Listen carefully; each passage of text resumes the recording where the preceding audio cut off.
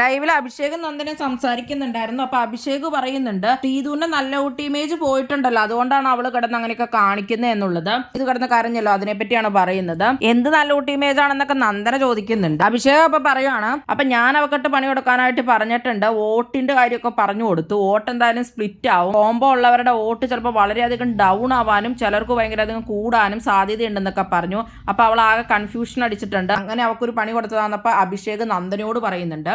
നന്ദന പറയുന്നുണ്ട് ജാസ്മിനെ പെരുവേറ്റിക്കൊണ്ട് നടക്കുവാണ്, കോമ്പോ നാടകം എന്ന് പറഞ്ഞ് ഞാനാണെന്ന് ജാസ്മിൻ നന്നായിട്ട് ശ്രീധുവിനെ എരിവേറ്റി കൊടുക്കുന്നുണ്ട്. ഞാനാ പറഞ്ഞെന്നുള്ള രീതിയിൽ പറയട്ടെ, എന്നിട്ട് വന്ന് ചോദിക്കട്ടെ. എന്തായാലും അവർ കാണിച്ചുകൊണ്ടിരിക്കണൊക്കെ തന്നെയല്ലേ ഞാൻ പറഞ്ഞിട്ടുള്ളൂ, അല്ലാതെ ഞാൻ വേറെ ഒന്നും പറഞ്ഞിട്ടില്ലല്ലോ എന്നൊക്കെയാണ് നന്ദന പറയുന്നത്. എന്റെ അടുത്ത് വന്ന് ചോദിക്കട്ടെ, അപ്പൊ ഞാൻ നന്നായിട്ട് കത്തിക്കുന്നൊക്കെയാണ് നന്ദന പറഞ്ഞത്. അപ്പൊ നന്ദന റെഡി ആയിട്ടിരിക്കുകയാണ് ശ്രീധു വന്ന് ചോദിക്കാനായിട്ട്. ശ്രീധു വലിയ മൈൻഡ് ഒന്നും ചെയ്യുന്നില്ലെന്നായിട്ട് നന്ദന പറയുന്നുണ്ട്. ഞാൻ മിണ്ടാൻ ചെന്നിട്ട് എന്നെ കാര്യമായിട്ട് മൈൻഡ് ചെയ്തില്ല എന്നൊക്കെ. അത് നീ കുഴപ്പമില്ല, എന്തായാലും ഇത് നിനക്ക് നല്ല സപ്പോർട്ട് കിട്ടും പുറത്തുനിന്നൊക്കെയാണ് അപ്പൊ അഭിഷേക് നന്ദനയ്ക്ക് പറഞ്ഞു കൊടുക്കുന്നത്. പുറത്തുള്ള ആളുകൾ പറയണത് നീ ഇതിന്റെ ഉള്ളിൽ പറഞ്ഞു അത്രേ ഉള്ളൂ എന്നൊക്കെ. അത് കഴിഞ്ഞിട്ട് അഭിഷേക് പറയാണ് നന്ദനയോട്, കാര്യക്ക് ഒരു ഇഷ്യൂ ഉണ്ടാവാൻ വേണ്ടിയിട്ട് പുള്ളിക്കാരി എടുത്തിട്ടൊരു സംഭവമാണത്.